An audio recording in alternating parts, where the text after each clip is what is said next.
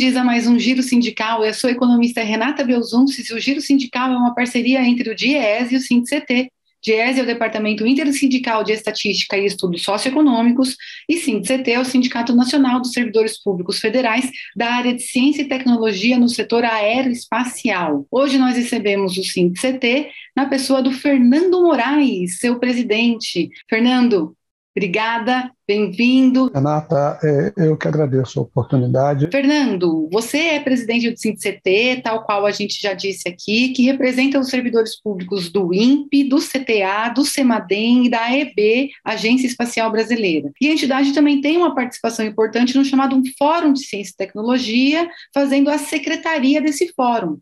Explica um pouquinho aqui para a gente o que é o Fórum de Ciência e Tecnologia, quem o compõe, quais são as instituições que estão ali representadas, para que a gente possa entender um pouco melhor um termo que você costuma usar muito, que é a extensa capilaridade dos servidores da ciência e tecnologia. E, por fim, qual é a agenda prioritária do Fórum hoje? O Fórum CT é uma reunião, uma união de entidades sindicais de representação de servidores dos órgãos de ciência e tecnologia. São cerca de 32 entidades de representação espalhadas em 8 ministérios e espalhadas pelo Brasil afora, 10, 12 estados nós estamos presentes e mais alguns que nós estamos pontualmente instalados com um ou outro representante ou uma outra instituição pequena que é um braço, por exemplo, de uma instituição maior. O Fórum de CT, ele foi criado em 1993, após muita luta, na necessidade de representar e defender a ciência e tecnologia, que é um trabalho muito grande, é um trabalho colossal frente aos obstáculos, e quando ele foi criado, foi num período crítico, contrário a tudo isso, mas foi criado, e o Fórum tem avançado. O Fórum CT, ele congrega todas essas entidades, e isso nos dá, como você falou, uma grande capilaridade. Ou seja, nós estamos em todos os lugares e podemos estar todos a qualquer instante nesse mesmo lugar. Porque nós nos deslocamos, nós nos reunimos, nós discutimos, nós mandamos representantes para todos esses lugares. Onde nós mais nos reunimos é em Brasília. Por quê? Porque é em Brasília que as coisas ocorrem. Então, de repente, temos uma situação, vamos discutir com parlamentares lá no Congresso Nacional. De repente, tem alguma coisa para falar com o ministro, e os ministros, como sempre, nesse período agora, e no período do FHC, não dava para falar com o ministro. Era totalmente inacessível. Aí o que nós tínhamos que fazer? Nós tínhamos que abordar o ministro onde ele estivesse. Ou o presidente da República, seja lá o que for.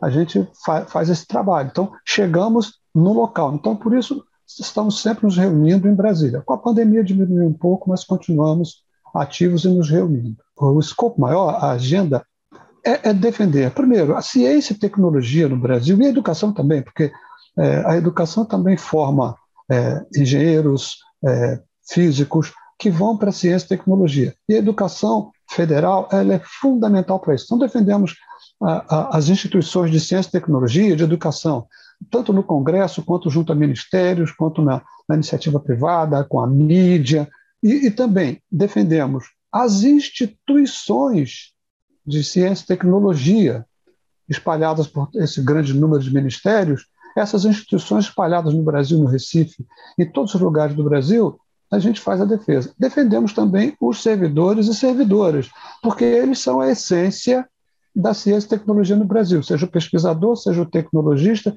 seja o analista de CIT, seja o tecnólogo, seja o assistente de pesquisa, como também os de nível auxiliar que ainda existem no governo, na ciência e tecnologia, como é o caso do mateiro. O mateiro é uma pessoa fundamental. Muito bom. Quero convidar você a continuar com a gente para mais um bloco depois desse intervalinho.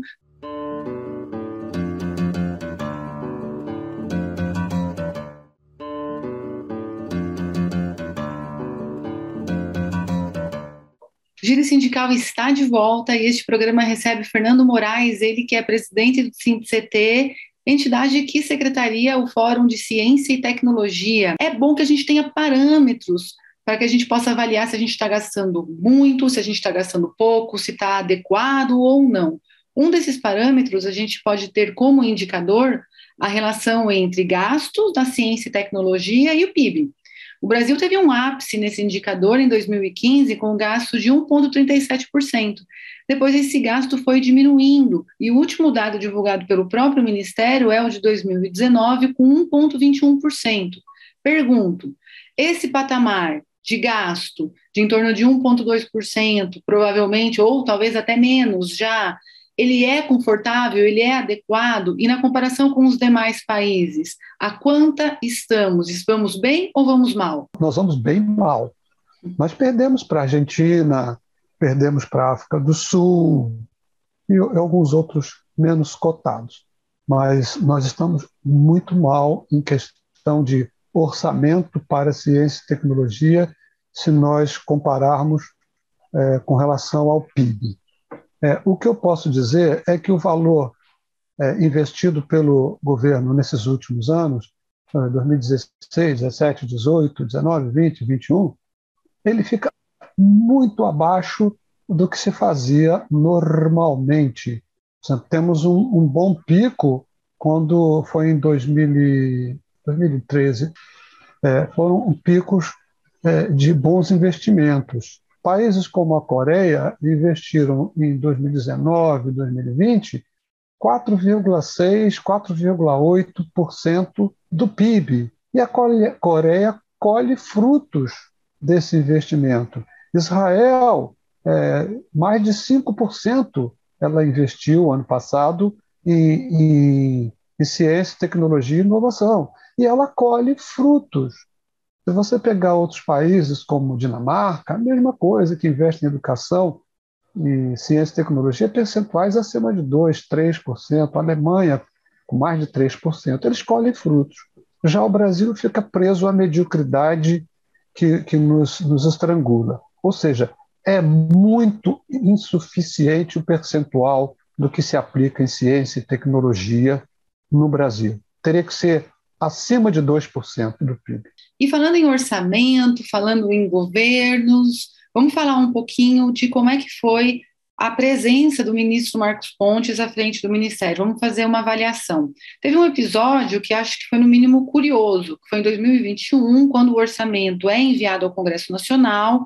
Houve um corte de 600 milhões na pasta do ministro Marcos Pontes, no Ministério da Ciência, Tecnologia e Inovação, e naquela oportunidade ele disse ter sido pego de surpresa, o que evidentemente levantou questionamento sobre qual é o seu papel, qual foi o seu papel, considerando que ele está licenciado atualmente, qual foi o seu papel à frente do Ministério. Qual é a avaliação do SINDIC-CT e do Fórum? Quais foram os aspectos positivos e os aspectos negativos desta última gestão? A avaliação que a gente faz é que foi uma gestão muito ruim, muito fraca, muito submissa. Ele baixava a cabeça. E essa história de dizer que foi pego de surpresa, ele sempre foi pego de surpresa. Nesse episódio dos 600 milhões, nós, do Fórum do CT, já sabíamos do corte que estava sendo preparado. Nós até tentamos conversar com autoridades do MCTI, mas é muito difícil conversar com essas pessoas. Atualmente, em governos anteriores, era muito mais fácil. Mas o Pontes, enquanto ministro, nós tentamos várias e várias vezes pedir uma audiência com o ministro, e isso conseguimos 2 vezes, depois de muitas tentativas, e demora muito. E nessas 2 tentativas, nessas reuniões que nós conseguimos, nós chamávamos para discutir um assunto e falávamos, não estou sabendo, nossa, eu tomei uma bola nas costas, ou tomei mais uma bola nas costas, eu vou procurar saber porque eu não estou sabendo disso. Ou seja, ele nunca estava sabendo. O Marcos Pontes trabalhou somente o marketing pessoal dele, porque ele tinha planos, tanto é que dizem que ele vai ser candidato a deputado federal. O que eu posso garantir é que eu, particularmente, jamais votarei no Pontes.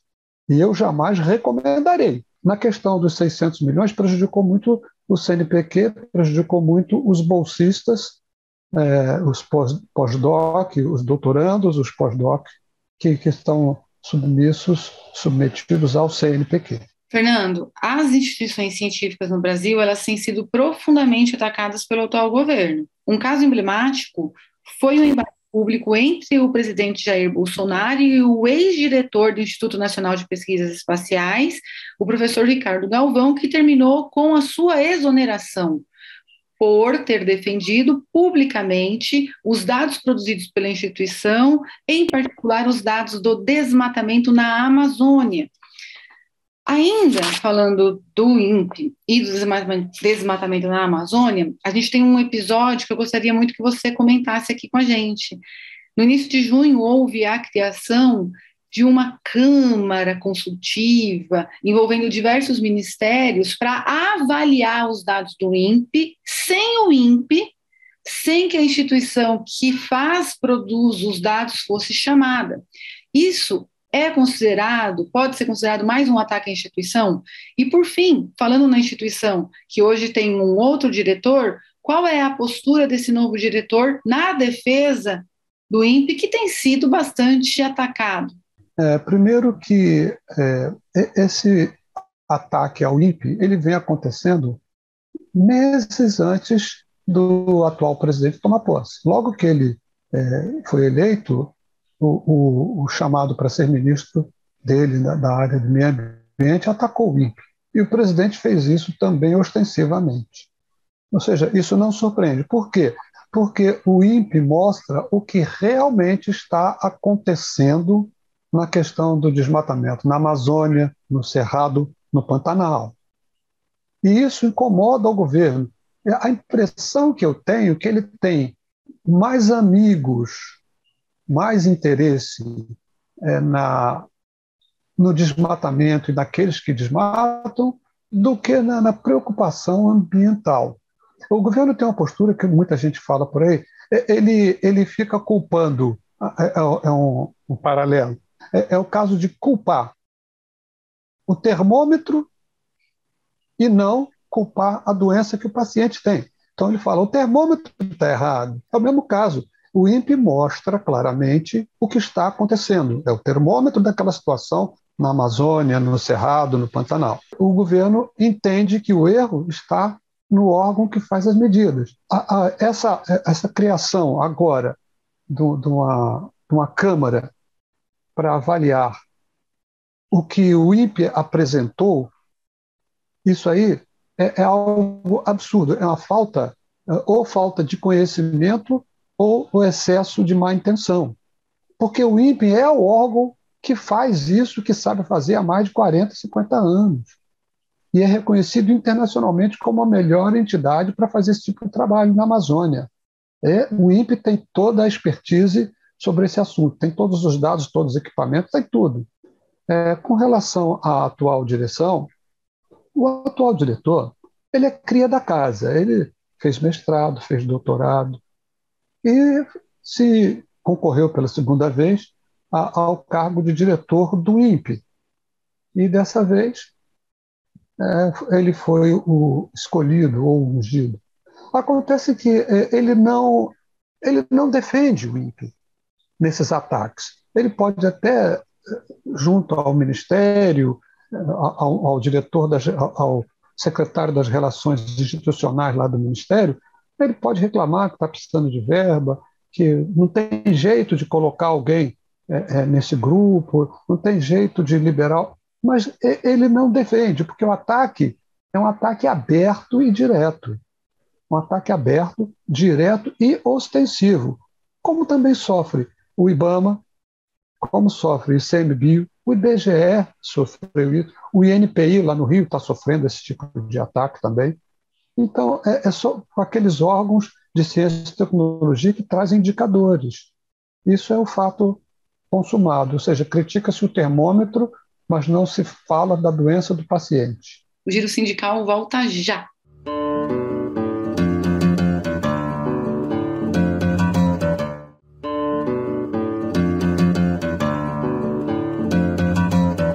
O Giro Sindical está de volta e este programa recebe o Fernando Moraes, presidente do SINT-CT, entidade que faz a secretaria do Fórum de Ciência e Tecnologia. Fernanda, a gente tem observado com uma frequência cada vez maior a ocorrência de desastres ambientais envolvendo um número crescente de óbitos, de perda de vidas humanas. Esses eventos extremos são consequência da mudança climática irresponsável que está em curso no planeta. Além de, evidentemente, mudar a rota do clima, dar um cavalo de pau no que a gente tem feito com o planeta, é necessário, é fundamental que hoje se lute pela preservação de vidas. E para isso, no Brasil, a gente tem um órgão que ajuda, que é o CEMADEM, o Centro de Monitoramento de Desastres Ambientais, que tem a função de antever e alertar, soar o alarme para as autoridades no caso de uma eminência de algum desastre ambiental estar à vista.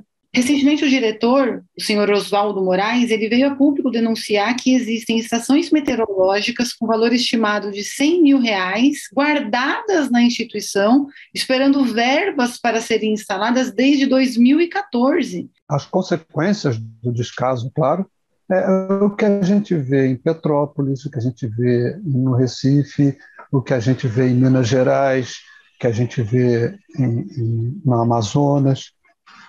O descaso é não saber, não prever com a eficiência necessária esses acontecimentos. Por quê? A informação das plataformas, que tem sensores, que tem medidores, câmeras e tudo mais, elas chegariam em tempo real. Existem plataformas funcionando, mas existem muitas que já não estão funcionando e que precisam de manutenção e de substituição. Por isso, o Dr. Oswaldo tem solicitado veementemente recursos para isso. Só que esses recursos não vêm, porque não é prioritário. E a consequência é o CEMADEM não recebe a quantidade de alertas que podem ajudar mais regiões. Embora, vamos lembrar que o CEMADEM, em todos estes casos, o CEMADEM emitiu alertas com boa antecipação para as prefeituras, para o governo federal, para as defesas civis. Ele emitiu. Agora, se tem as plataformas, eles conseguem aprofundar mais ainda. O presidente da República, seja ele quem for, não é obrigado a saber que existe uma grande quantidade de plataformas guardadas ali.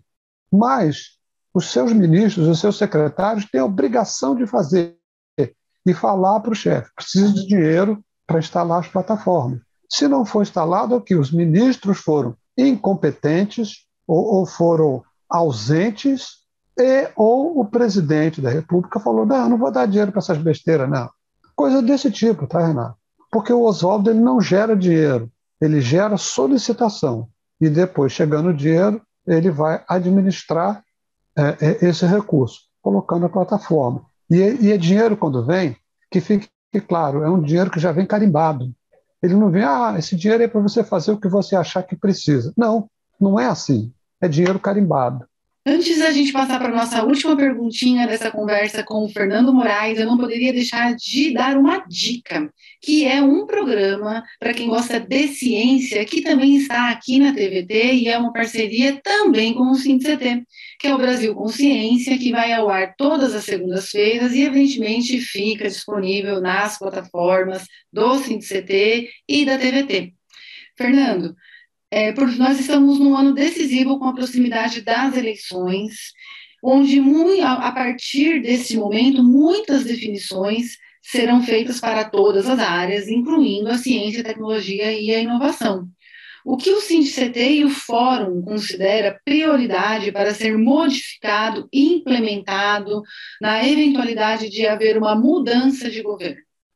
Isso é claro. Se não houver uma mudança de governo, nada vai mudar. Vai mudar é porque vai extinguir os órgãos de ciência e tecnologia. Não adianta querer dizer que não, porque vai.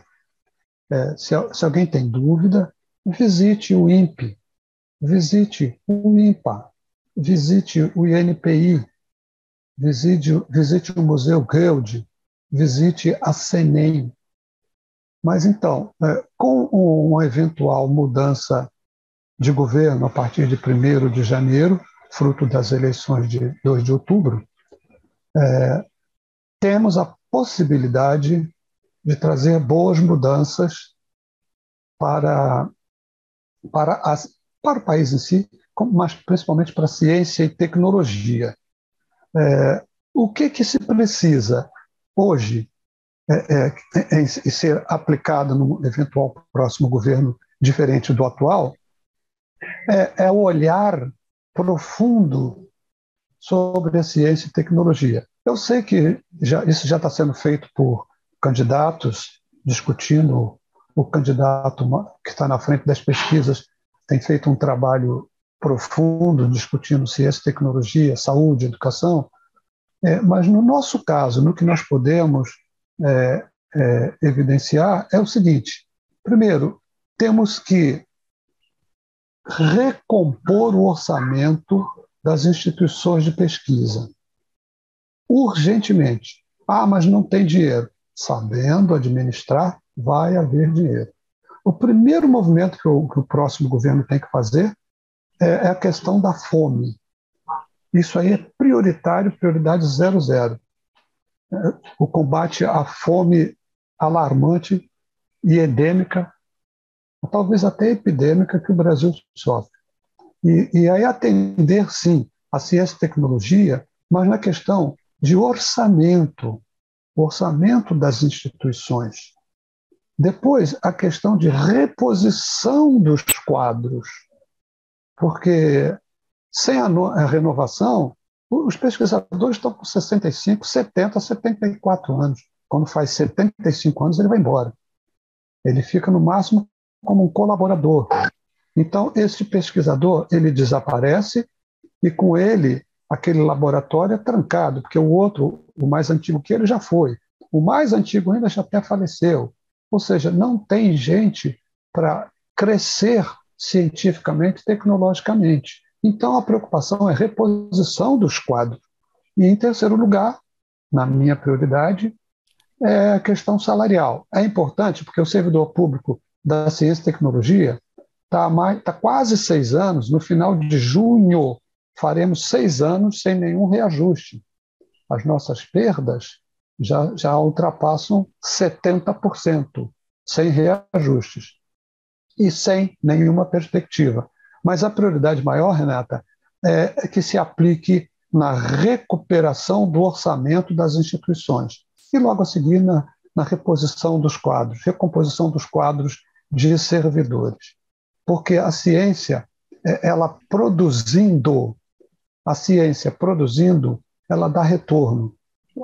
Falamos o exemplo do CEMADEM. Quantas vidas seriam poupadas se o CEMADEM tivesse mais gente, se o CEMADEM tivesse mais estações espalhadas, se o CEMADEM tivesse computadores mais potentes ainda, junto com o CPTEC, lá do INPE de Cachoeira Paulista, que isso agiliza muito mais. E que as defesas civis e as ONGs de ciência e tecnologia e de defesa civil, que elas tenham também recursos, isso seria muito melhor. Gastaríamos menos em socorrer aquelas pessoas, porque não seria preciso socorro, e sim somente um recolhimento, um aviso, alguma coisa assim. A gente termina um pouco alvissareiro e esperançosos por uma mudança de governo que possa implementar uma mudança desta rota indevida e deste caminho ao precipício que a ciência e tecnologia têm vivido, mesmo depois de todas essas notícias não muito boas. A esperança ficou no final e venceremos. Um abraço, obrigada, Fernando, por aceitar aqui dar essa entrevista, contribuir aqui com a gente num tema tão importante. Seguimos. Tchau, tchau. Tchau. Nós agradecemos a oportunidade de estar aqui, passar essas informações e transmitir uma esperança para breve.